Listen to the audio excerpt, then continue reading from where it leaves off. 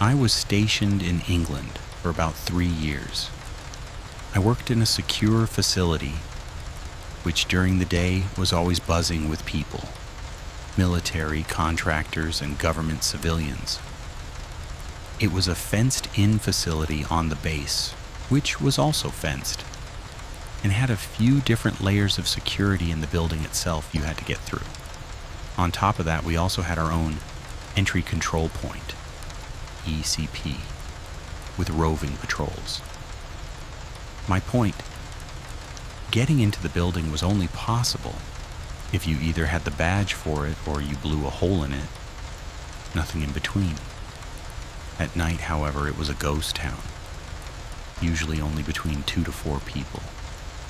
Still had the roving patrols, but they were outside and we never spoke to them unless there was a problem.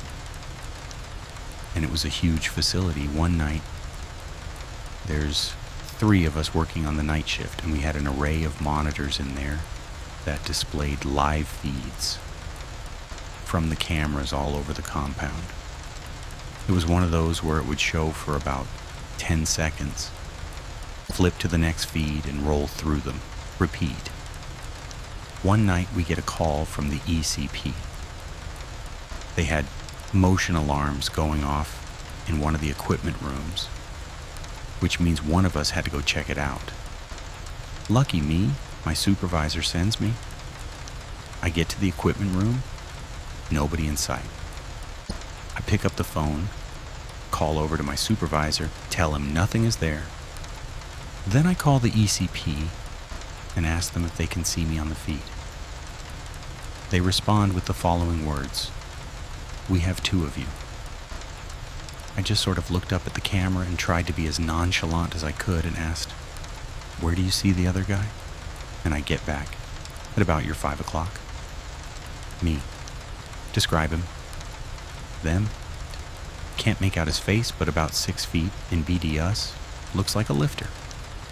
Note, at this point, BD us had not been our uniform for around 4 years. At this point, I turn around and point and ask, "Right there?" ECP confirms it. There's no fucking body there. I asked if they had spoken to the ops floor yet. They said no, so I hung up and called. Told my supervisor to look at the equipment room feed. He just says, "Who the fuck is that?" I just hung up the phone and bolted out and secured the door behind me, which was a 2,000-pound blast door. I got back to the ops floor. I was fully thinking they were fucking with me.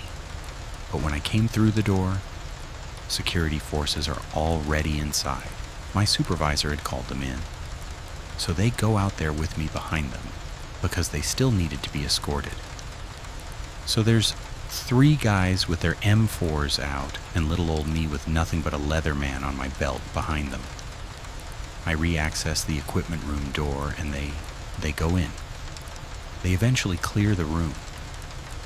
Phone in the equipment room rings. I pick it up. There are motion alarms going off all over the facility now, all in places that have been fully sealed and secured for the night. We end up calling the main base command post to tell them we might have a problem. Security forces spends the next hour and a half clearing the fest of the facility. At this point, we have already notified our commander and his staff, so everybody is tracking it. Unfortunately, the video feed didn't record at the time, so we had nothing to go back to review and see what they saw.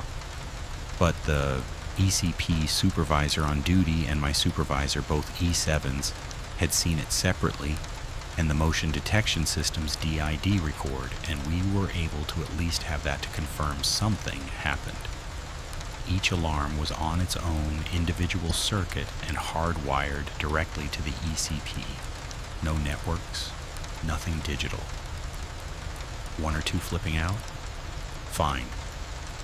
But there were over 30 that detected something moving around, to include the low sensitivity detectors.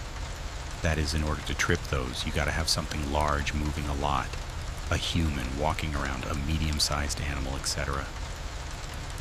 All of this happened just after midnight, so we were stuck in this facility afterwards for about another 4 hours until the morning crew came to relieve us. But because of everything that happened, we had to debrief the commander and his staff. So that meant we didn't get out of there until like 2 or 3 hours after our 12-hour shift ended. To this day, nobody knows what it was. Also, something that we didn't think about at the time, but that makes me kind of shiver now. These weren't low-quality cameras. They said they couldn't make out the face. You could practically count eyelashes on people's faces from 40 feet away with those cameras. They could see my face clear as day. But they couldn't make out the other guys.